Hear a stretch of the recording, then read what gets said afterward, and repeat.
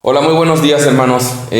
Pues es un gusto retomar nuevamente el estudio de la palabra en la carta a los Hebreos. Durante las últimas semanas estuvimos teniendo algunos mensajes especiales, pero vamos a retomar Hebreos capítulo 13, versículos 7 al 17. El título del sermón es Afirma tu corazón con la gracia. Y básicamente, como ya sabes, como hemos visto, hemos ya estudiado la carta a los Hebreos versículo a versículo. Estamos prácticamente llegando al final de la carta. Parecía en un momento que íbamos a terminar el día de hoy, pero no la vamos a terminar. Pero vamos a ver una porción que es súper práctica, que es sencilla en un sentido, pero también es muy profunda teológicamente. Entonces nos va a llevar un buen ratito estudiar los versículos que veremos el día de hoy. Así que vamos a leer versículos 7 al 17 de Hebreos 13. Dice: Acordaos de vuestros pastores que os hablaron la palabra de Dios. Considerad cuál haya sido el resultado de su conducta e imitad su fe. Jesucristo es el mismo ayer y hoy y por los siglos. No os dejéis llevar de doctrinas diversas y extrañas, porque buena cosa es afirmar el corazón con la gracia, no con viandas que nunca aprovecharon a los que se han ocupado de ellas. Vamos a orar. Señor, gracias por este tiempo, Padre. Gracias porque tú eres fiel, y el hecho que hoy podamos escuchar tu palabra, Señor, es una muestra de que tú nos amas, de que esa obra que tú comenzaste en nosotros la perfeccionarás hasta el día que estemos contigo, Señor. Y Padre, te ruego que tu palabra nos santifique, tu palabra nos muestre tu voluntad, tu palabra nos muestre quién es Jesús, tu palabra nos muestre, Señor, qué es lo que significa, Señor, lo que ya Cristo ha hecho y cómo debemos responder ante esa gracia tan tremenda que hemos recibido, Padre. Prepara nuestros corazones, Señor, y exalta a Jesús, en cuyo nombre oramos. Amén. Ok, entonces vamos a ver hasta el versículo 17. Ahorita solamente leímos hasta el versículo 9, pero vamos a leer todos estos versículos. Entonces, como veíamos hace 4 semanas, que fue la última predicación en la carta a los Hebreos, ya estamos en la última parte de la carta.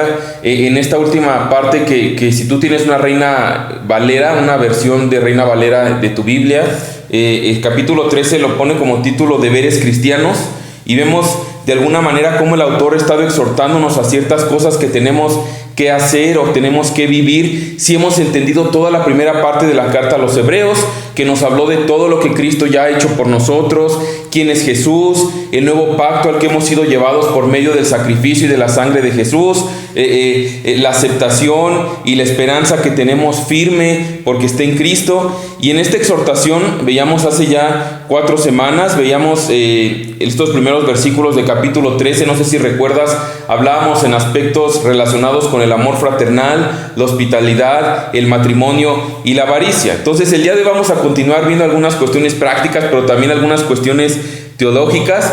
Y antes de entrar de lleno al pasaje del día de hoy, yo pensaba en esta parte de cómo hay momentos en los cuales honestamente pasamos por momentos de preocupación, por momentos de duda acerca de profesar nuestra fe, acerca de dar testimonio de nuestra fe. Ahorita voy a explicar por qué es importante esto, pero recordaba mientras estudiaba esta porción la historia de Pedro. No sé si recuerdas, es muy peculiar cuando Pedro niega a Jesús. Marcos 14, versículos 66 al 72 dice: estando Pedro abajo en el patio, recuerda, imagínate esta escena, vino una de las criadas del sumo sacerdote, y cuando vio a Pedro que se calentaba mirando, le dijo: tú también estabas con Jesús el Nazareno. Mas Pedro negó diciendo: no le conozco ni sé lo que dices. Y salió a la entrada y cantó el gallo. Y la criada, viéndole otra vez, comenzó a decir a los que estaban allí: este es de ellos. Pero él negó otra vez, y poco después los que estaban allí dijeron otra vez a Pedro: verdaderamente tú eres de ellos, porque eres Galileo, y tu manera de hablar es semejante a la de ellos. Entonces Pedro comenzó a maldecir y a jurar: no conozco a este hombre de quien habláis, refiriéndose a Jesús. Y el gallo cantó la segunda vez. Entonces Pedro se acordó de las palabras que Jesús le había dicho: antes que el gallo cante 2 veces, me negarás 3 veces. Y pensando en esto, Pedro lloraba. Pensaba en esta imagen, y mi hermano, honestamente es tan triste pensar en lo que Pedro hizo, pero vemos como hubo un momento ahí de persecución, se escuchaba a la multitud gritándole a Jesús, crucifíquenlo, y Pedro supo que si en ese momento él se identificaba y profesaba su fe en Cristo, entonces al día siguiente no iba a haber 3 cruces, sino 4 cruces, él sería incluido en este asesinato que hubo ahí. Entonces la tentación de no confesar a Cristo para Pedro en ese momento fue muy fuerte. Ahora creo que la emoción de ese pasaje es tan fuerte porque podemos mirarnos muchas veces tú y yo identificándonos ahí con Pedro. Honestamente, mis hermanos, todos hemos hecho eso de alguna u otra manera. Ha habido oportunidades en las cuales estamos frente a compañeros, frente a familiares, frente a amigos, donde se nos da la oportunidad de dar testimonio de nuestra fe, de identificarnos con Jesús como nuestro Rey, de compartir su evangelio, pero por temor de ser burlados, por temor a ser a lo mejor bulleados el día de hoy, nos callamos, nos avergonzamos de nuestro glorioso Señor. Y creo que esa es una de las razones de por qué también nos gusta la historia de Pedro. Sabemos qué es lo que sucede cuando Cristo resucita, y no solamente nos exhorta a través del pasaje que leímos en Marcos, sino que nos da esperanza el saber cómo termina la historia de Pedro, cómo es que Cristo, después que resucita, va y restaura a Pedro. Es la gracia de Jesús que levanta y restaura a Pedro. La negación de Pedro fue temporal, pero después de la resurrección Cristo cobró ánimo, y gracias a su gracia, valga la redundancia, es que Pedro es restaurado. Ahora, muchas personas, regresando un poco acerca del pasaje de Hebreos del día de hoy, muchas personas ven las exhortaciones del libro de Hebreos de la misma manera. Vamos a ver Hebreos 13 en esta última sección que vamos a ver el día de hoy, pero el autor nos va a exhortar una vez más a confesar nuestra fe en Jesús, a perseverar en nuestra fe en Jesús, aún a pesar de cualquier situación adversa, aún a pesar de cualquier persecución que pudiera resultar a causa de nuestra fe en Cristo. Sin embargo, mi hermano, existe una gran diferencia entre la negación temporal de Pedro y el abandono de la fe que el autor de Hebreos ha estado mencionando a lo largo de su carta. Tenemos que recordar que los hebreos habían escuchado toda la verdad de Dios, toda la verdad acerca de Cristo, de su sacrificio, y algunos de ellos, por causa de las burlas, de la persecución, de la aflicción, estaban considerando abandonar a Cristo, abandonar su sacrificio y su salvación perfecta y completa únicamente en la fe en Cristo, y regresar al judaísmo, regresar a rituales, regresar a su antigua religión. Ahora, en la carta a los hebreos nos ha argumentado ya a lo largo de toda la carta que si uno niega a Cristo en esa condición, entonces se constituye un abandono irreversible. Como dice muchas veces en esta carta, si uno abandona su fe en el sacrificio de Cristo, no hay otro remedio, porque no existe otro sacrificio el cual nos pueda salvar. Entonces sería como el caso que Pablo menciona en 2 de Timoteo 2:12, donde dice: si sufrimos, también reinaremos con Él, pero si le negaremos, Él también nos negará. Ahora, mi hermano, como he intentado explicar a lo largo de toda la carta a los hebreos, si uno llegara a abandonar su profesión de fe en Cristo, eso significa no que perdió su salvación, sino que nunca fue salvo. No significa que tuvo salvación y después la perdió, sino que más bien significa que nunca fue salvo. Sin embargo, mis hermanos, lo que debemos aquí mantenernos alerta al venir delante de la palabra de Dios es no pensar y decir: bueno, entonces como mi salvación es única y suficiente por los méritos de Cristo, entonces yo puedo vivir como quiera, a mí no me importa la manera en que yo persevere, en que yo confiese o profese mi fe en Jesús ante los demás. Mis hermanos, debemos venir ante la palabra de Dios con humildad y pedir que nos fortalezca, que nos redarguya, que nos instruya. Yo me pregunto, a la luz del pasaje que leíamos en un inicio de Pedro, te pregunto: ¿crees que hubiera ayudado a Pedro en ese momento de su debilidad, de persecución, si alguien hubiera estado a su lado animándole y motivándole a perseverar? Por supuesto que sí, y es precisamente lo que el autor de Hebreos quiere hacer con nosotros: motivarnos a dar testimonio de nuestra fe, a confesar a Cristo sin importar las consecuencias. Así que vamos a ver 3 motivos precisamente para perseverar en esta carrera de la fe, de perseverar en confesar nuestra fe en Cristo, en dar testimonio de nuestra fe. ¿Cuáles serían 3 motivos? Bueno, primeramente, la gracia de Cristo es que nos da la victoria. El segundo motivo es que la ciudad de Cristo nos da esperanza. Y por último, la iglesia de Cristo nos guía a un sacrificio agradable a Dios. Entonces vamos a entrar de lleno al pasaje. El primer motivo para perseverar en nuestra confesión de Cristo es que la gracia de Cristo produce victoria o nos guía a la victoria. Es su gracia lo que nos da la victoria. Mira cómo comienza versículo 7 del pasaje de hoy. Dice: acordaos de vuestros pastores que os hablaron la palabra de Dios. Considerad cuál haya sido el resultado de su conducta e imitad su fe. Ahora, aquí la palabra pastores significa literalmente líderes o guías. Ahora, la pregunta natural es, ¿y a quién se está refiriendo? ¿Quiénes son esos líderes o guías? ¿A quién se refiere? Ahora, si vemos el contexto de la carta, esos líderes fueron las personas que originalmente evangelizaron a los hebreos que están recibiendo esta carta. Pero estos líderes o guías o pastores ya murieron. Ahora, ¿por qué podemos llegar a esta conclusión? Bueno, por tres razones. Primeramente, el verbo que aparece ahí en versículo 7, cuando comienza diciendo acordaos, implica que ya no están presentes. Y el mandato es traerlos a la memoria, recordarlos.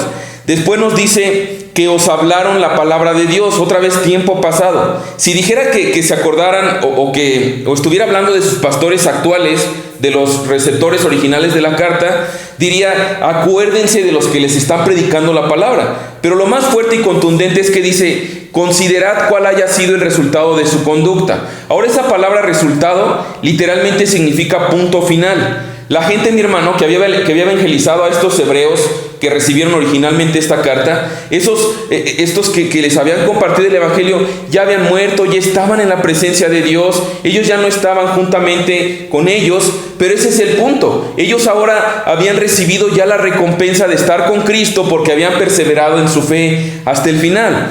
Entonces, de alguna manera, lo que el autor está diciendo acá es agregar un párrafo final a lo que vimos en Hebreos capítulo 11, cuando veíamos personajes del Antiguo Testamento que daban testimonio de la fe, y ahora les está diciendo, bueno, piensen en esas personas que les compartieron el evangelio a ustedes y recuerden en dónde están ahora precisamente por haber perseverado en la fe en Jesús. Les está exhortando a meditar en la verdad, en que consideren la manera que vivieron esos líderes, su perseverancia en Cristo y cómo eso trae por resultado una victoria para ellos. Está diciendo, mira, considéralos bien, considera la victoria, lo glorioso que ellos ya están con Cristo, porque esa victoria tú también la vas a tener por medio de la fe que recibiste por medio de Dios a través de recibir el evangelio a través de estas personas. Por eso dice al final, e imitad su fe, imitar su fe.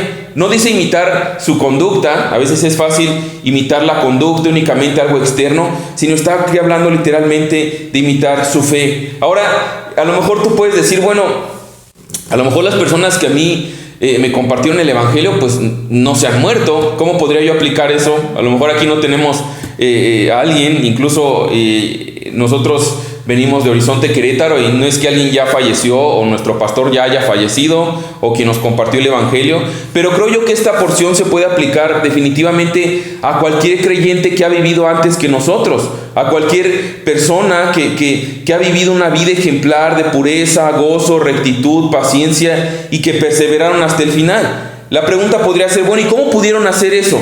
Y la respuesta está ahí, por fe en Cristo. Por eso debemos imitar su fe. Ya veíamos en capítulo 11 que la fe es el medio que Dios usa para salvarnos y perseverarnos hasta la glorificación. Entonces, aquí podemos decir que es un gran motivo para perseverar en nuestra profesión de fe en Cristo, el pensar en la victoria de otros creyentes que nos han precedido. No solamente tomar a los de Hebreos capítulo 11, sino también pensar en personas que a lo mejor te han rodeado, que han compartido el evangelio y que probablemente han sido personas que puedes imitar su fe. Entonces es importante también considerar esto. Ahora, de la misma forma que Hebreos 11 termina hablando de los hombres y se culmina el pasaje hablando de Cristo, desde Hebreos 11 y terminó en Hebreos 12, versículo 1 y 2. Ahora el autor, en versículo 8 de capítulo 13, también termina hablando de Cristo. Ya habló, consideren a estos creyentes que les compartieron el evangelio, que les precedieron, pero ahora del contraste con Cristo, remata esto con Cristo. Dice versículo 8, Jesucristo es el mismo ayer y hoy y por los siglos. Ahora, este versículo es súper importante, aquí un paréntesis, porque entre muchos otros versículos que tiene la Biblia, claramente en este versículo define la deidad de Jesús. Nos muestra claramente que Jesús es Dios. porque solamente Dios es eterno. Todo lo demás es creado, pero Dios es eterno. Y Cristo es presentado aquí como alguien que existe ayer, hoy y por los siglos. Ahora, cuando habla de ayer, no hace referencia al día de ayer, sino al pasado, que siempre ha existido, que siempre ha sido igual y será igual. Ese es Cristo, el mismo ayer, hoy y por siempre. Y me encanta que no solamente es eterno, que eso de por sí ya sería prueba de su deidad, sino además de que Cristo no cambia. Entonces, el autor, en contraste de lo que viene de hablando de los líderes que murieron y que hacemos bien en observarlos, imitar su fe, ahora presenta el contraste con Cristo y dice que Cristo nunca cambia, que Él es el mismo ayer, hoy y por los siglos. Él es el gran yo soy. Ahora, el punto del autor aquí en el contexto es que está diciendo: mis hermanos, recuerden que Cristo, que ha sido y es suficiente para salvar a todos los que depositan su fe en Él, como lo vieron en el pasado con sus líderes, será suficiente también para salvarte a ti el día de mañana. El Cristo que salvó a tus líderes ayer es el mismo que te preservará hoy y te salvará mañana. Entonces nos está mostrando aquí que Cristo es el mismo, la inmutabilidad de Cristo, y eso, mis hermanos, por supuesto que debería motivarnos a perseverar, a dar testimonio de nuestra fe, a correr esta carrera que tenemos por delante, el entender y decir: tenemos un Salvador que no cambia. Mi hermano, eso es algo tan glorioso, porque tú y yo somos cambiantes. Hay días en los que nos sentimos bien, tenemos ánimos, estamos de buenas, pero hay días en los que realmente estamos en polos opuestos. Pero estamos viendo que nosotros tenemos un Salvador que no cambia.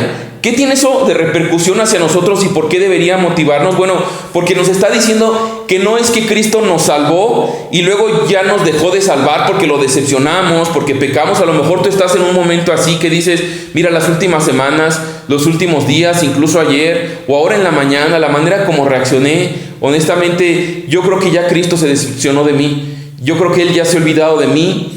Y Él ciertamente hubo un momento donde entendí su salvación, deposité mi fe en Él, pero creo que lo decepcioné y yo creo que Él ya se echó para atrás. Él cambió. Pero mi hermano, lo que vemos aquí es que Él no cambia, su salvación es completa, y aún en caídas y a pesar de nuestras debilidades, Él intercede por nosotros. Es por eso que el autor ha mencionado en capítulos anteriores, en Hebreos capítulo 7, versículo 25, dice: por lo cual Él, hablando de Cristo, también es poderoso para salvar para siempre, no para salvar y luego arrepentirse, dice para salvar para siempre a los que por medio de Él se acercan a Dios, puesto que vive perpetuamente para interceder por ellos. Mis hermanos, eso es algo que debería mantenernos con toda la motivación, el estímulo, el hecho de saber que Cristo persevera en la intercesión por nosotros. Eso debería ser un gran ánimo para que perseveremos en nuestra confesión de Él. Ahora, en contraste, hablando aquí de la inmutabilidad de Cristo, que es un hecho que no cambia, en algo nos exhorta ahora en versículo 9. Dice, cuidémonos de algo, versículo 9: no os dejéis llevar de doctrinas diversas y extrañas, porque buena cosa es afirmar el corazón con la gracia, no con viandas que nunca aprovecharon a los que se han ocupado de ellas. Entonces dice, no se dejen llevar de doctrinas diversas y extrañas. Mis hermanos, la falsa enseñanza es diversa y extraña, dice ahí, y no debemos ser llevados por ella.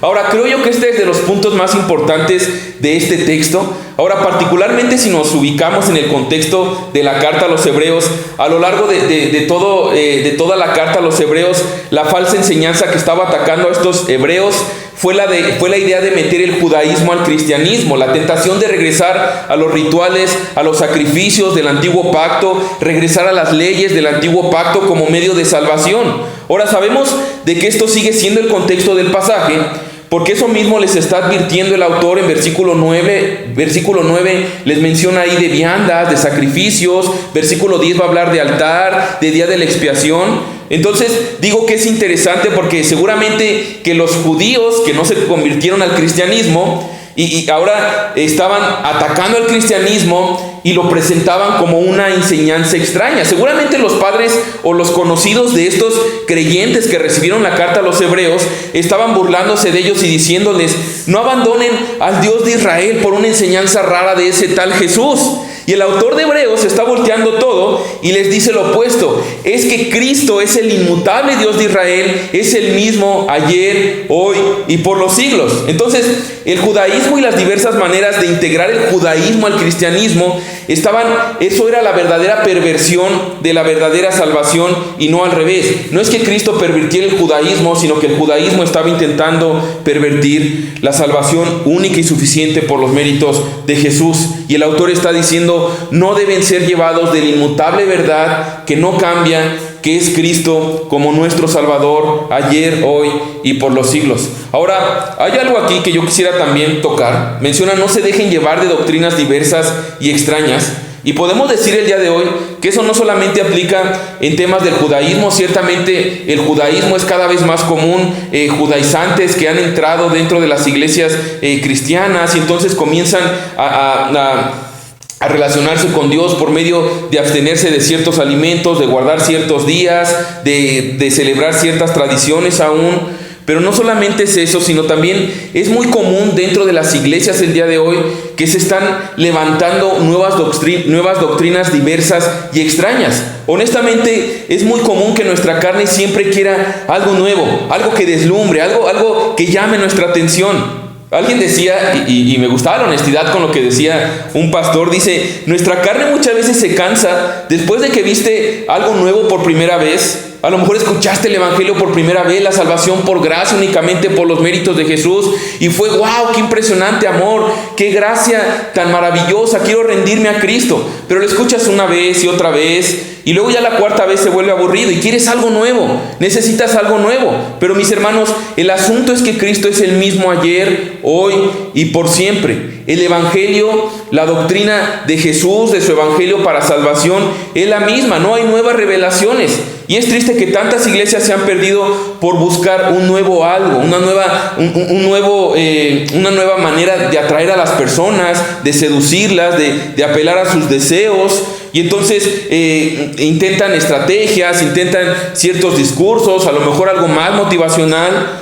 Y mis hermanos, se desvían atrás de doctrinas diversas y extrañas. Pero mis hermanos, el mensaje permanece y debería permanecer igual dentro de las iglesias. Definitivamente han cambiado los tiempos, probablemente han cambiado la forma que nos vestimos, han cambiado a lo mejor el día de hoy incluso estos medios por los cuales también podemos transmitir la palabra de Dios, pero el mensaje permanece igual. ¿Por qué permanece igual el mensaje? Bueno, porque el ser humano, el hombre, desde que cayó tiene la misma necesidad, y esa necesidad de ser reconciliado con el Padre, volver y recuperar su identidad con Cristo, el único que puede regresarnos en ese estado. Entonces lo que dice aquí el autor es, cuidado, no se dejen llevar por otras doctrinas extrañas. Ahora, yo sé que esta frase es famosísima y quién sabe quién lo dijo, pero en cierto sentido es verdad. Alguien decía esto, lo decía mucho un pastor: si tú escuchas algo nuevo, no es bíblico. Y si es bíblico, no va a ser nuevo. Y alguien dice por ahí, bueno, es la primera vez que yo estoy escuchando que tú dices eso. Entonces, no es la primera vez que escucho que alguien dice eso. Entonces, ¿eso no es bíblico? Bueno, lo digo en cierto sentido. ¿A qué nos referimos a que si es nuevo no es bíblico y si es bíblico no es nuevo? Bueno, nos referimos a las doctrinas en la Biblia. Las doctrinas están firmes, no necesitamos renovar las doctrinas. La salvación es por gracia, por medio de la fe. La palabra de Dios es suficiente. Dios es Dios eterno. Cristo es el mismo ayer, hoy y por los siglos. Somos salvos únicamente por sus méritos, y la manera que actuamos y que obramos es únicamente en respuesta al amor que ya hemos recibido, no para aprobación o para aceptación, sino en respuesta a lo que ya hemos recibido completamente y perfectamente a través de Cristo. Es triste, pero hemos conocido mucha gente que incluso se va de Horizonte porque me han dicho así: es que mira, ya no voy. ¿Por qué? Pues es que ahí no hay nada nuevo, siempre es lo mismo, siempre hablan de Jesús, siempre hablan del arrepentimiento, siempre hablan que Dios nos ama, que Dios quiere esto, que el Espíritu Santo, que es por gracia y que debemos vivir a Él en respuesta a su amor. Bueno, siempre es lo mismo, y la verdad es que sí, siempre es lo mismo, no cambiará. Y no cambiará, ¿por qué? Porque es lo que está establecido en su palabra. Puede cambiar el estilo a lo mejor, pero el mensaje es el mismo. Por eso dice, no se dejen llevar de doctrinas diversas y extrañas. La única forma de salvación es Cristo.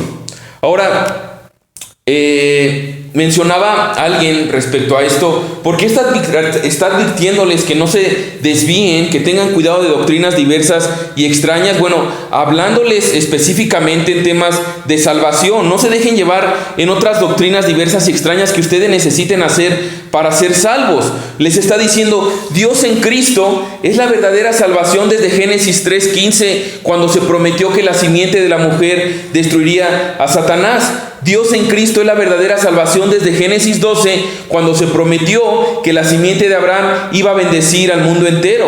También Dios en Cristo desde 2 de Samuel 7, cuando se prometió que la simiente de David reinaría eternamente. Isaías 53, cuando se prometió que el Mesías moriría en lugar de pecadores para salvarnos. Cristo siempre ha sido anunciado como el único medio de salvación. Por eso Cristo dice a los judíos, Lucas 24, versículo 25 al 27, entonces Él les dijo, oh insensatos y tardos de corazón para creer todo lo que los profetas han dicho. ¿No era necesario que el Cristo padeciera estas cosas y que entrara en su gloria? Y comenzando desde Moisés y siguiendo por todos los profetas, les declaraba en todas las escrituras lo que de Él decían. Unos hebreos, unos judíos enseñando que Jesús era una enseñanza extraña, probablemente en ese tiempo, pero es todo lo contrario.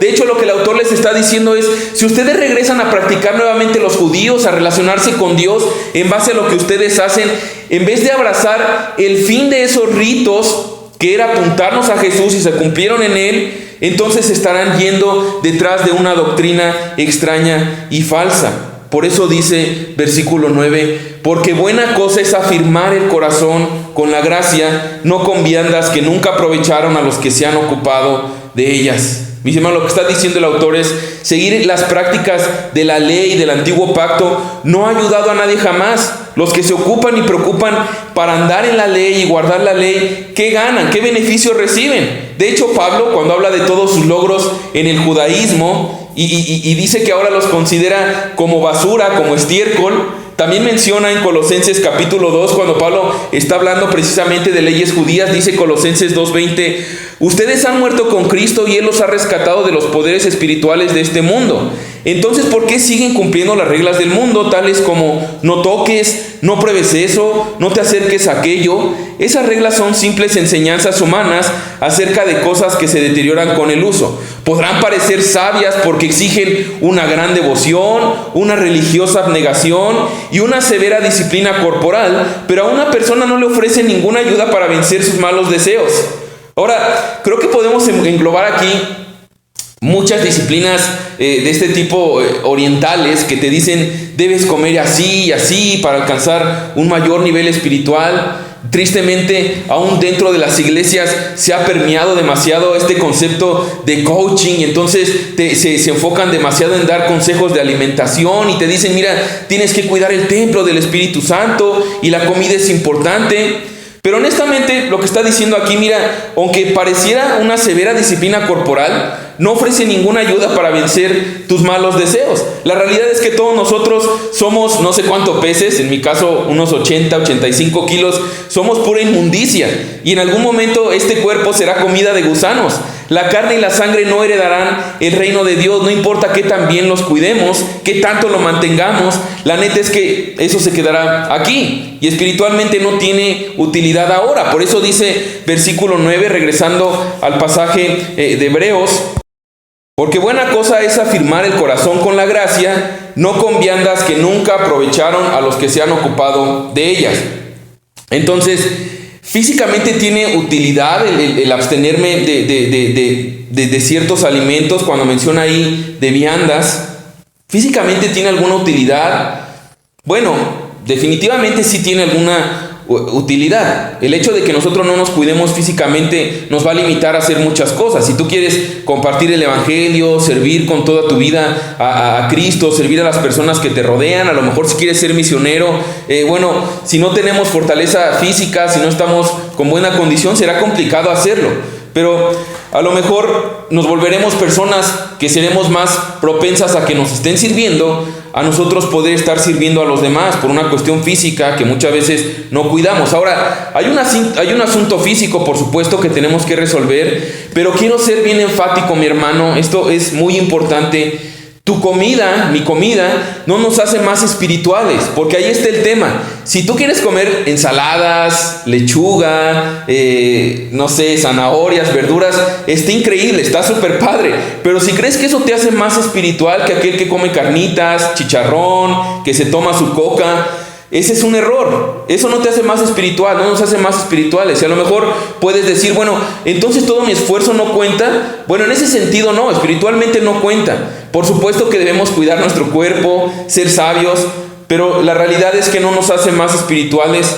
Ahora, si tú quieres cuidarte, está padre, pero espiritualmente eso no nos pone por encima de alguien que no tenga una alimentación como la que tú considerarías adecuada. Si entendemos este punto, quisiera dejarlo claro. Podemos debatir, puedes escribirme si no estás viniendo presencialmente, pero habla aquí que es un asunto, no es un asunto espiritual, es un asunto de salud, por supuesto, el abstenernos de ciertos alimentos.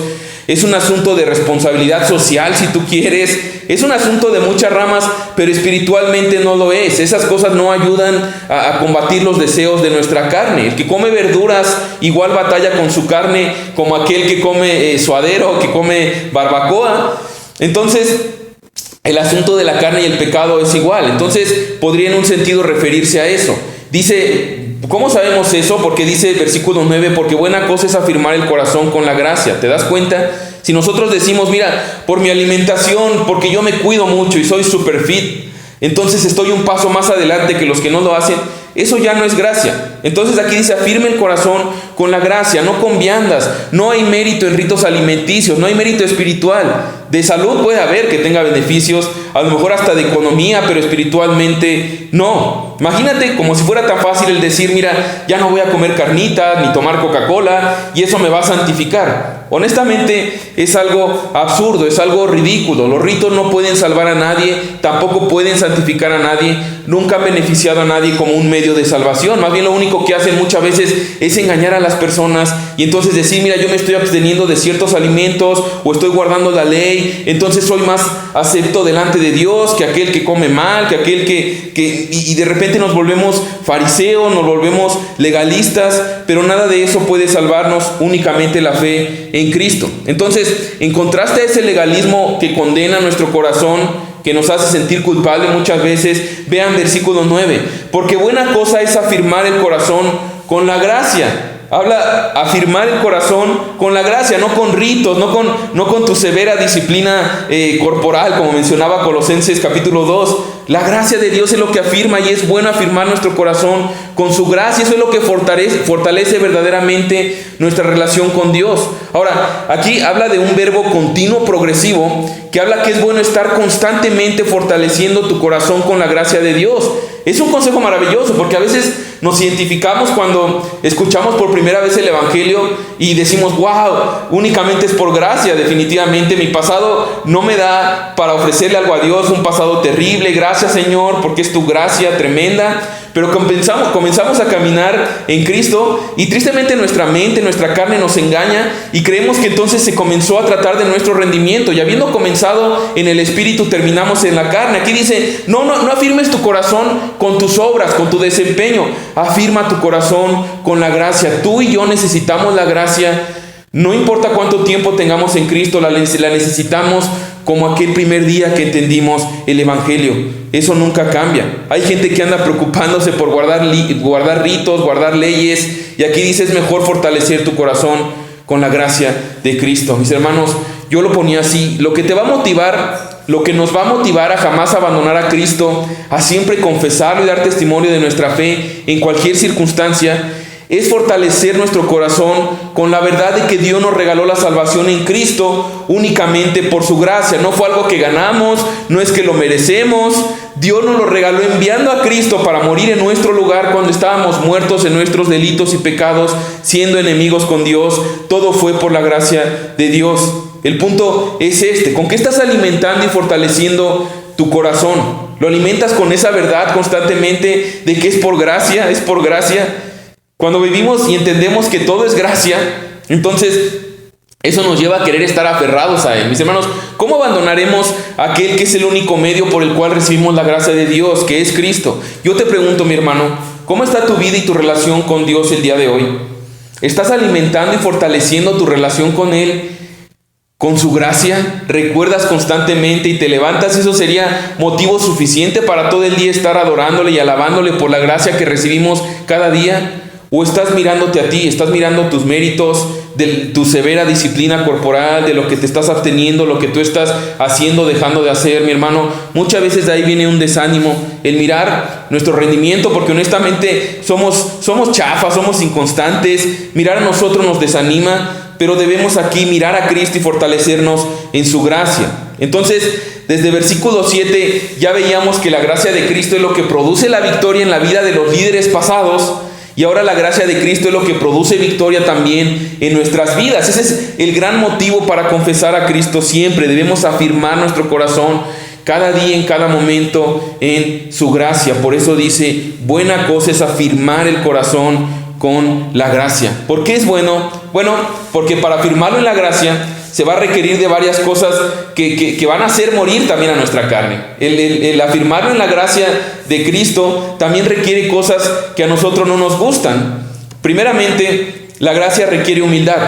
Para afirmarnos en el corazón en la gracia requiere humildad, requiere reconocer que es un regalo su salvación, que no podemos pagarlo, que no está a la venta. La gracia requiere humildad. Esa persona que no quiere recibir nada, que siempre quiere dar algo a cambio muchas veces, pero debemos entender aquí que no es por méritos. Así que, mi hermano, si tú estás escuchando esto por primera vez, y así como yo, que Dios me ha llamado a ser pastor, o aquel creyente maduro que tiene muchos años sirviendo a nuestro Señor, mis hermanos, tenemos el mismo acceso a Dios, y es únicamente por la gracia de Cristo. Aquel que tiene un día de creyente como aquel que tiene años de creyente tiene los mismos méritos, que son los méritos de Jesús para estar delante de Dios. Ahora, no solamente se requiere humildad, sino se requiere honestidad también para afirmar nuestro corazón en la gracia. Honestidad de reconocer que no es por nuestros méritos, y también reconocer que lo necesitamos totalmente. Reconocer que si fuera por nuestros méritos, honestamente no lo alcanzaríamos. Y de ahí requiere también humildad, honestidad y confianza. ¿Confianza en qué? Bueno, confianza en creer que honestamente no tengo méritos. De hecho, tengo méritos únicamente para ser condenado y enviado al infierno. Pero por amor, por la fe en Cristo, simplemente porque Él me ama, porque Cristo tomó el lugar que yo merecía en la cruz, y por la fe en Él me atribuye o me da su justicia, entonces yo afirmo mi corazón en su gracia. Por eso continúa diciendo versículo 9, y vamos a entrar al segundo motivo para perseverar en esta carrera de la fe, en dar testimonio de nuestra fe. Y es que la ciudad de Cristo nos da esperanza. Versículo 9 y 10. Porque buena cosa es afirmar el corazón con la gracia, no con viandas que nunca aprovecharon a los que se han ocupado de ellas. Tenemos un altar del cual no tienen derecho de comer los que sirven al tabernáculo. La palabra vianda que veíamos en versículo 9, también es esta palabra que se utiliza en Hebreos en referencia a las comidas que se ofrecían a los sacrificios. Para muchos sacrificios de ofrendas traías el animal al templo, lo sacrificabas y luego lo comías ahí. Y el autor dice, ya no participamos de esas viandas, ya no participamos de esos sacrificios. ¿Y cuál es la razón? Porque tenemos un mejor sacrificio que fue hecho una vez y para siempre. ¿Cuál fue? El sacrificio de Cristo. Por eso dice versículo 10, tenemos un altar. Seguramente pensando en el contexto, los judíos del primer siglo ridiculizaban a estos creyentes, se burlaban de los cristianos por no tener sacrificios, por no tener un lugar donde celebrar y practicar su religión. Pero el autor de Hebreos les dice, miren, no hagan caso, nosotros tenemos un mejor altar. Y es tan especial ese altar que los sacerdotes del antiguo pacto no tienen derecho de comer con nosotros. Ahora, antes de explicar todo esto en su contexto, quiero aclarar algo. Algunos ven aquí la cena del Señor en este versículo, pero la verdad es que no habla de manera explícita de esto. Y más importante, no debemos torcer este texto para enseñar que la cena del Señor es un nuevo sacrificio de Cristo. Los católicos usan este versículo para justificar la misa y decir que cuando comemos los elementos en la cena del Señor estamos sacrificando nuevamente a Cristo sobre el altar. Pero esto no puede ser por dos razones muy contundentes. Primero, el autor de Hebreos ya dijo claramente que Cristo se sacrificó una vez y para siempre. Hebreos 10:14. Porque con una sola ofrenda hizo perfectos para siempre a los santificados. Una sola ofrenda fue suficiente.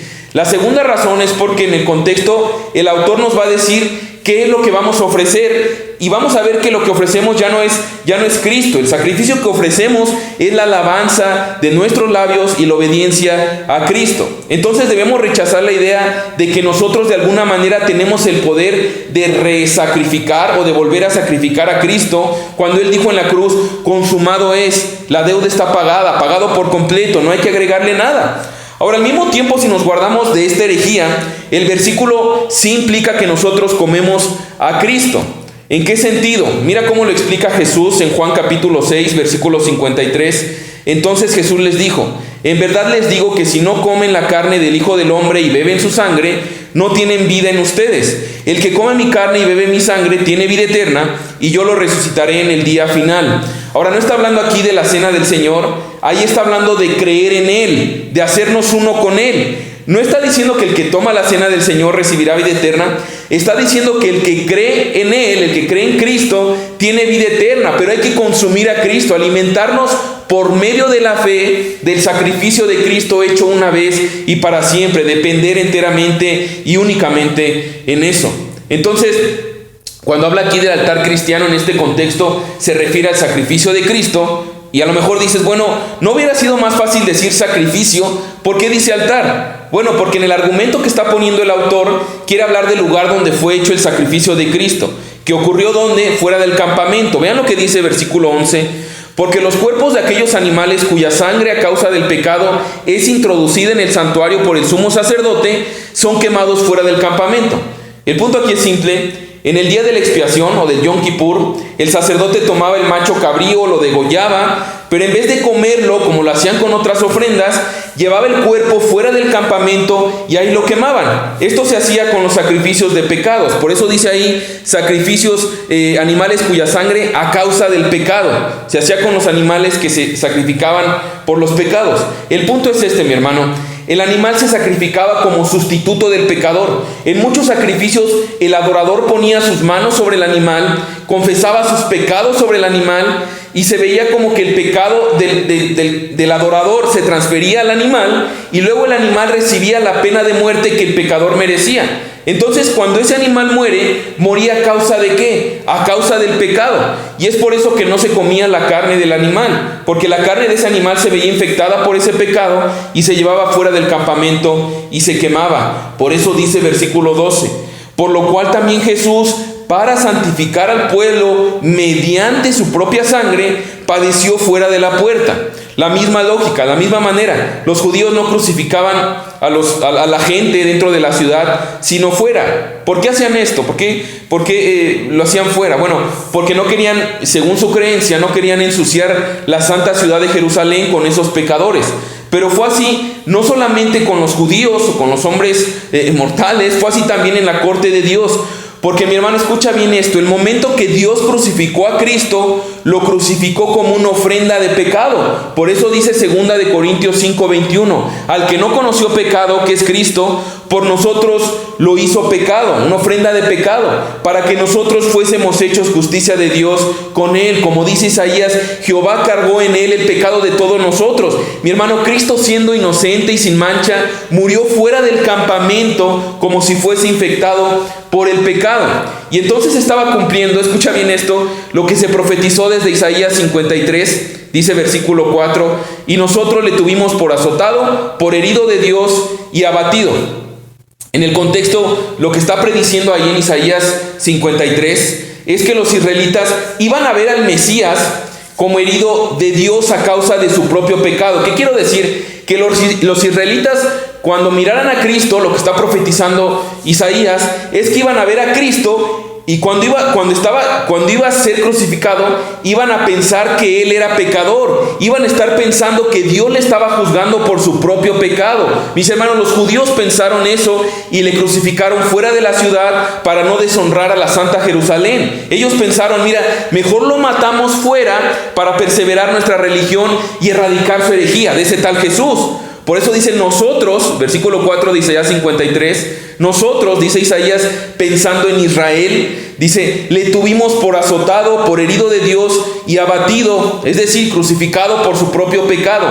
Sin embargo, versículo 5 dice, mas él herido fue Por nuestras rebeliones, molido por nuestros pecados, el castigo de nuestra paz fue sobre él. Isaías predice que Israel iba a crucificar a Cristo pensando que estaba siendo crucificado porque él tenía pecado, cuando en realidad el pecado que llevaba era el pecado de todos nosotros. Mis hermanos, Cristo jamás conoció pecado y por eso se levantó de los muertos, mostrando que el pecado jamás le infectó, que nunca le tocó. Mis hermanos, Dios le trató como si fuera el más grande pecador y lo crucificó fuera del campamento, pero él siempre se mantuvo puro. Ahora, ¿por qué esto es un punto tan importante?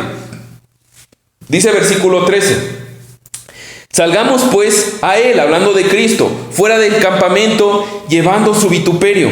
Ahora, varios estudiosos coinciden que este versículo tendría que ser el clímax del libro, la culminación de la carta a los hebreos. Ya vimos que a lo largo de la carta hay varias amonestaciones, pero todas apuntan hacia esta última exhortación. Ahora, siempre es complicado entender por qué es la exhortación más fuerte. De hecho, hemos visto exhortaciones muy fuertes, como en Hebreos capítulo 10, cuando habla de horrenda cosa es caer en manos del Dios vivo, que Dios tomará venganza. Entonces leemos esta exhortación y no pareciera ser tan intensa, pero cuando comenzamos a ver lo que el autor realmente quiere decir y cómo exhorta en el contexto, es algo muy fuerte. Pensemos en esto, lo que acabamos de explicar. ¿Dónde fue crucificado Cristo? De acuerdo al argumento que menciona el autor, versículo 13 dice: fuera del campamento, fuera de Jerusalén. ¿Dónde se encuentra nuestro altar como creyentes, donde podemos obedecer, donde podemos ofrecer sacrificios a Dios, donde podemos servir a Dios? Fuera de Jerusalén, fuera del judaísmo. Entonces, mi hermano, lo que está diciendo aquí el autor, este mandato es la culminación de toda la carta, porque todo lo que ha hablado le ha llevado a esta conclusión. ¿Cuál conclusión?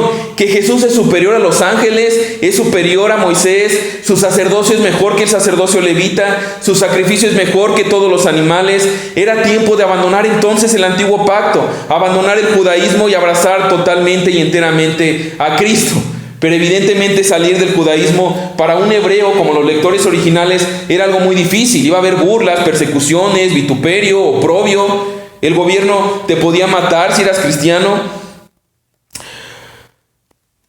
Por eso dice: salgamos pues a él fuera del campamento, llevando su vituperio. Llevando su vituperio. Me encanta esto porque les está hablando como creyentes y les está diciendo: es momento de dar testimonio de su fe, descansar enteramente en él. Y también traerá juntamente con eso vituperio, traerá vergüenza, traerá deshonra. Dice la NTV: llevemos la deshonra que él llevó. Mis hermanos, como creyentes somos llamados, y son de las porciones que no nos gustan, no son cómodas, pero dice aquí: salgamos y llevemos también la deshonra que él llevó. De hecho, dice primera de Pedro capítulo 2, versículo 20 y 21: pues qué gloria es si pecando sois abofeteados y lo soportáis, mas si haciendo lo bueno sufrís y lo soportáis, esto ciertamente es aprobado delante de Dios, pues para esto fuisteis llamados, porque también Cristo padeció por nosotros, dejándonos ejemplo para que sigáis sus pisadas. Mis hermanos, Cristo nos llama a tomar nuestra cruz. En esto consiste el ser creyente, el ser discípulo, el tomar nuestra cruz y seguirle. Cristo nos llama a ir detrás de sus pisadas, a pisar donde Él pisó. Y entonces, si seguimos los pasos de Cristo, ¿a dónde nos llevarán? Fuera de la ciudad, fuera de ritos, fuera de religión, a descansar en Él, pero también nos llevarán a una cruz, es decir, a sufrir vergüenza, a sufrir persecución. El autor sabe lo difícil que es. Él sabe que si los hebreos abrazan a Jesús como Mesías, serán perseguidos, maltratados, burlados y maltratados. Pero mis hermanos, eso es lo que implica el seguir a Cristo. Eso es lo que Cristo exige de nosotros como discípulos. Ahora, frente a una tarea tan dura, tan imposible para nosotros, ¿cómo puedo vivir esa vida soportando el oprobio? ¿Qué esperanza hay para mí? Bueno, nos da una esperanza tremenda. Dice versículo 14: porque no tenemos aquí ciudad permanente, sino que buscamos la porvenir. O sea, está diciendo: necesitas motivación para salir, ser maltratado, sufrir la deshonra que Cristo sufrió como verdadero creyente. Necesitas motivación para que aún en medio de esta era, donde honestamente es tan despreciable decir que solamente hay salvación por medio de Cristo, que es el único camino, la verdad y la vida.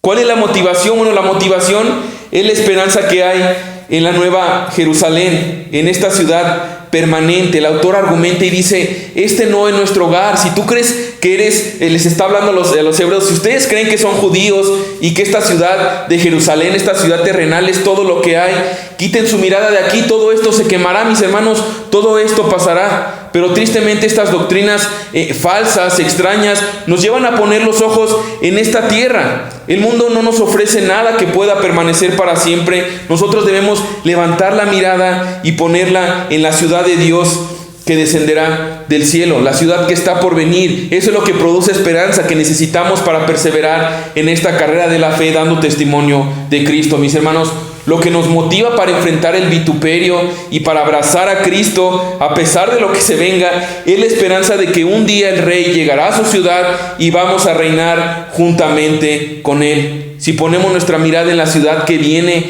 en este Rey que vendrá por nosotros, jamás dejaremos de confesarlo, porque a pesar de la enfermedad, a pesar de dolor, a pesar de crisis, la esperanza es segura, puesta ya donde está Él. Entonces, a lo mejor dices, bueno, ya hemos hablado mucho del judaísmo, de hebreos, pero yo soy gentil, yo no soy ni judío ni hebreo.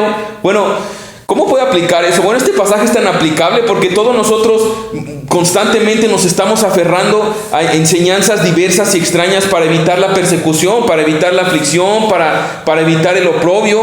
Abrazamos un tipo de cristianismo que no ofende a nadie, que no nos compromete con la verdad. Abrazamos un tipo de cristianismo que no nos cuesta nada. Y Dios nos exhorta y nos dice, sal de ahí, confiesa a Cristo en tu casa, en tu trabajo, con tu familia, sin importar el vituperio que recibas, confiesa a Cristo. Y eso nos lleva al tercer motivo para perseverar precisamente en esta carrera, en esta confesión de fe en Cristo. Y es que la iglesia de Cristo nos guía precisamente, o es el medio por el cual ofrecemos sacrificio agradable a Dios. Dice versículo 15, así que ofrezcamos siempre a Dios por medio de Él sacrificio de alabanza, es decir, fruto de labios que confiesan su nombre. Entonces, ¿qué está pasando aquí? Bueno, seguramente los judíos se burlaban de los cristianos.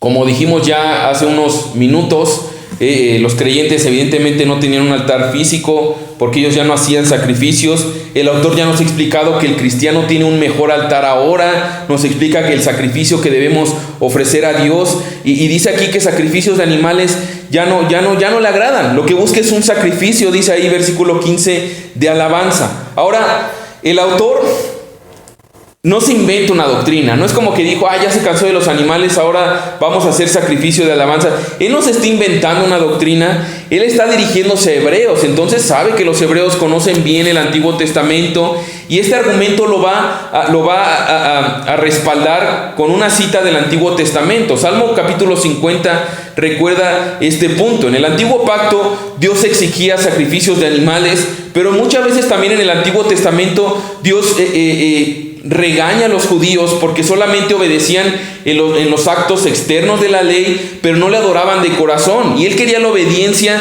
pero con un corazón correcto. Entonces Salmo capítulo 50 versículo 12 al 15 dice, hablando Dios, dice, si yo tuviese hambre no te lo diría a ti, porque mío es el mundo y su plenitud. ¿He de comer yo carne de toros o de beber sangre de machos cabríos?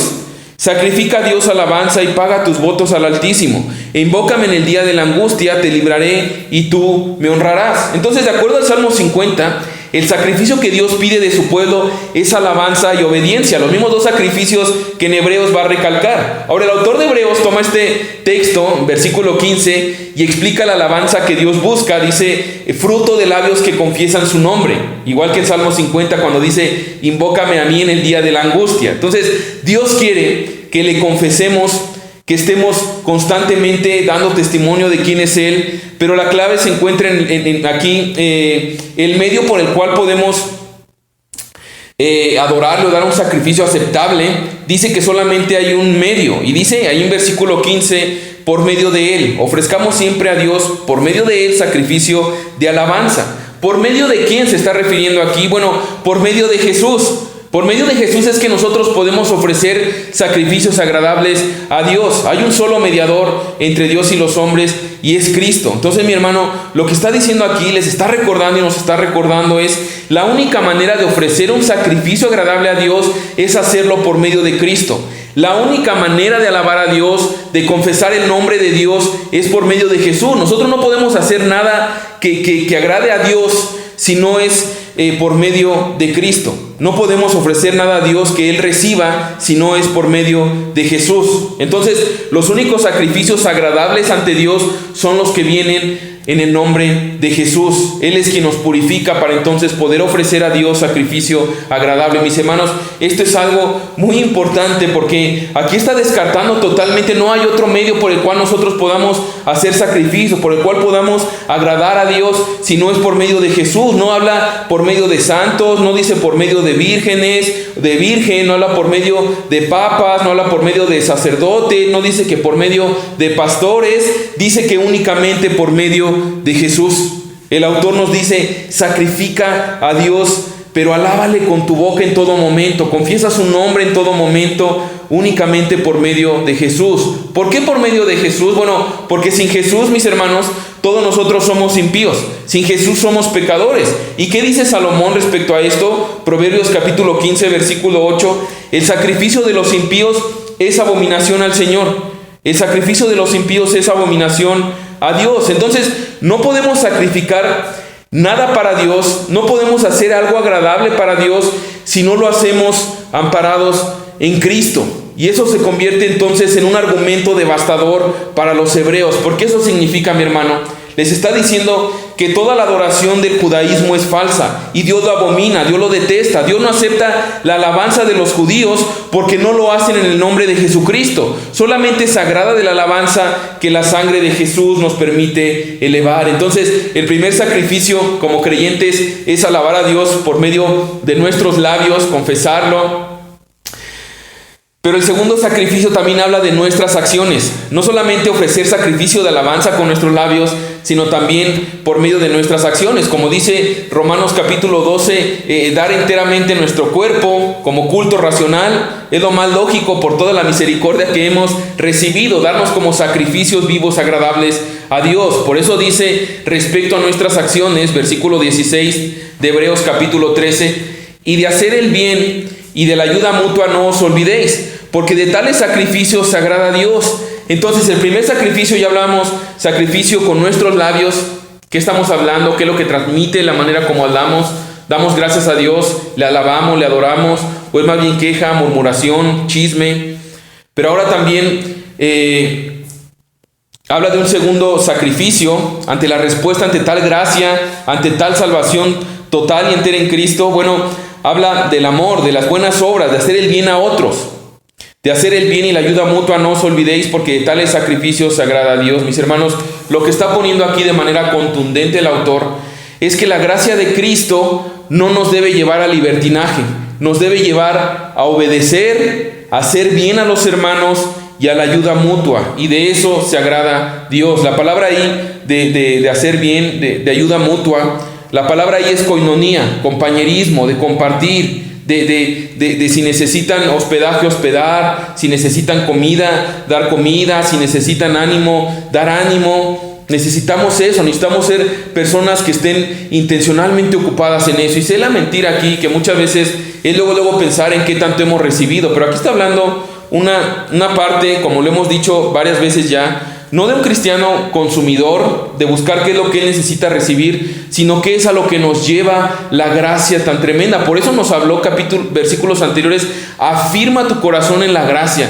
recuerda que todo es gracia. Y cuando entiendes que todo es gracia y te deleitas en ese amor de Dios, entonces seamos canales de hacer el bien y de ver por nuestros hermanos. Mis hermanos, yo te pregunto esto: ¿cómo está tu vida últimamente así? Ante la gracia que has recibido de Cristo, ¿eres una persona que se caracteriza por hacer el bien, por ayudar a los demás, por estar en constante interés, preguntando a tus hermanos, en la medida de lo posible, suplir sus necesidades, animar, consolar? A veces no se necesita de cuestiones materiales, se necesita de tiempo, de inclinar tu oído, de escuchar. Mis hermanos, es algo de lo cual se agrada a Dios, para lo cual se necesita coinonía, se necesita compañerismo. Por lo tanto es importante nuevamente el que estemos presencialmente, que vengamos, saludemos, estemos en contacto con nuestros hermanos y no limitarnos únicamente a tomar una enseñanza virtual. Por supuesto que hay momentos a través de esta pandemia, y lo reitero, que si es por una situación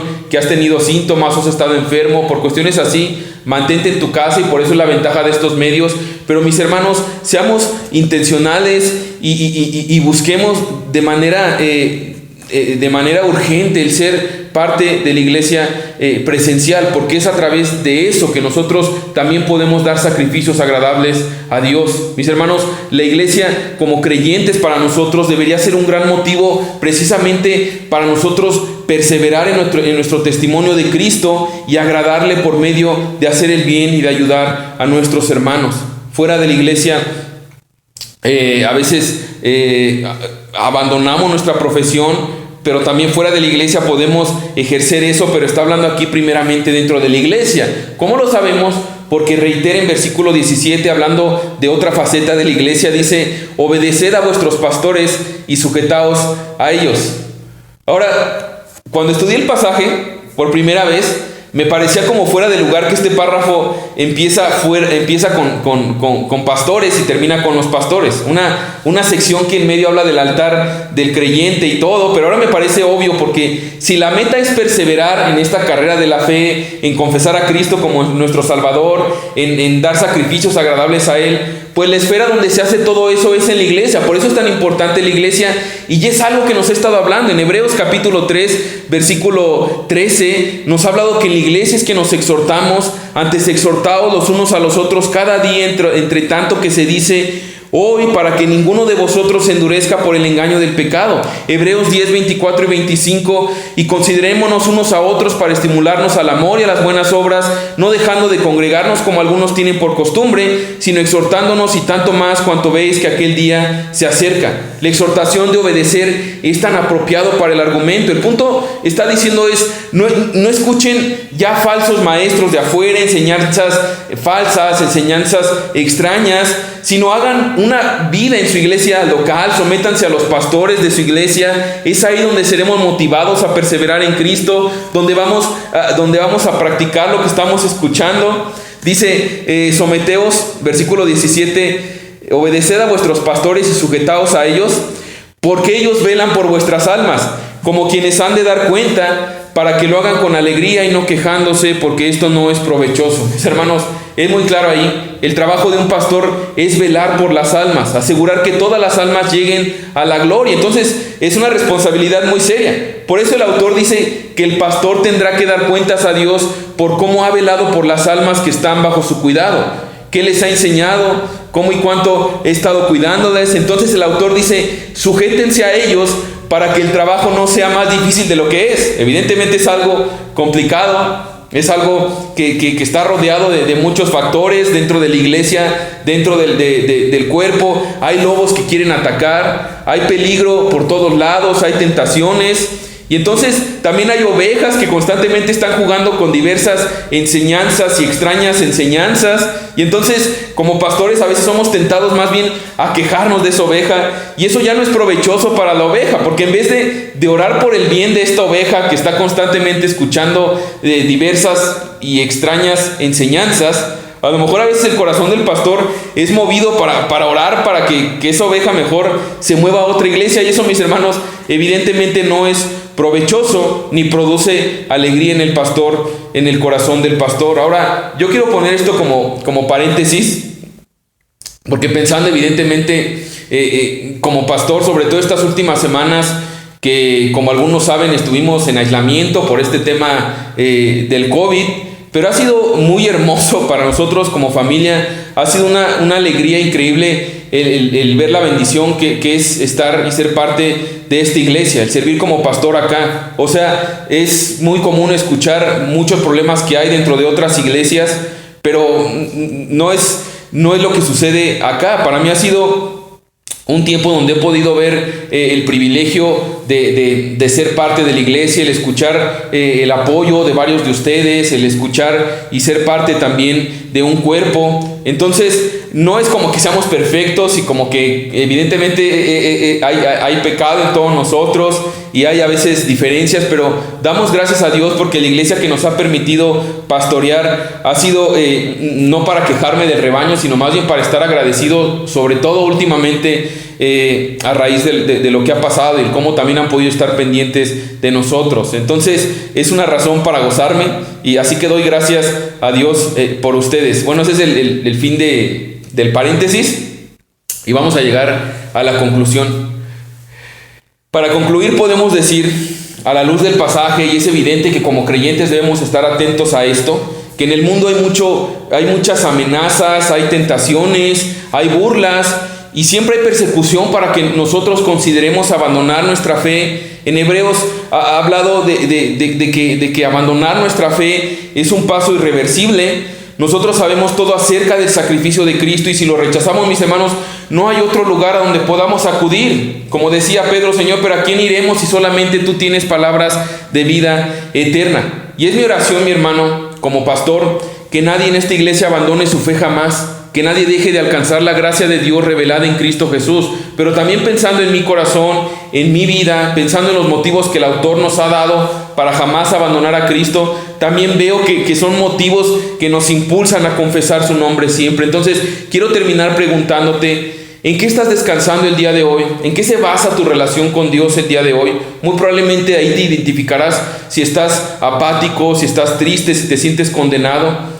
¿Te estás enfocando en enseñanzas falsas que te impulsan a obrar en tu salvación, que te impulsan a poner la mirada en tus méritos y te has dejado de fortalecer y deleitar en la gracia de Dios? Deja esas enseñanzas, mi hermano, quita la mirada de ti y fortalece tu corazón con la gracia de Cristo que nos guía y nos da la victoria. Te pregunto también, ¿has abrazado a Cristo fuera del campamento o quieres seguir abrazándolo dentro? Es decir, ¿estás viviendo un cristianismo cómodo o estás dispuesto a juntamente con Él llevar su vituperio fuera de la ciudad? Ahora, lo que nos ayuda a enfrentar ese oprobio, como lo veíamos, es la esperanza que tenemos en esta nueva Jerusalén. Y finalmente te pregunto, ¿estás sacrificando tu vida? ¿Estás dando tu vida dentro del contexto de la iglesia local, alabando su nombre en todo momento, compartiendo con tus hermanos, buscando hacer el bien y la ayuda mutua por la gracia que has recibido en Cristo? Mis hermanos, esos son los verdaderos sacrificios. El jamás dejar de confesar la gloriosa salvación que hemos recibido por Cristo para gloria del Padre, que jamás caigamos en la tentación de avergonzarnos, de confesar su nombre, que es el nombre más excelso de todo nombre, que nos ha salvado por su pura, tremenda e incomparable gracia. Así que vamos a orar. Padre, te doy gracias por este tiempo, gracias porque eres bueno, gracias porque tu palabra es verdad y gracias porque en Cristo tenemos todo, Señor. En Cristo estamos completos, Padre. Danos siempre, Señor, un corazón que se afiance y que encuentre consuelo en tu gracia, Señor, y que encuentre, por lo tanto, esperanza en lo que tenemos asegurado por los méritos de Cristo, que es que juntamente reinaremos contigo, y no solamente el hecho de reinar, sino el hecho de estar contigo, Jesús. Así que guíanos, Señor, a salir de un cristianismo cómodo, no obrando en nuestras fuerzas, sino obrando tú a través de nosotros, Padre. Gracias porque tú eres bueno. Gracias porque nos has dado también un medio, Señor, en el cual podemos llevar a cabo sacrificios agradables, que es por medio de Jesús, pero a través, empezando también de tu iglesia, Señor. Así que enciende nuestros corazones para gloria tuya y en tu nombre oramos. Amén.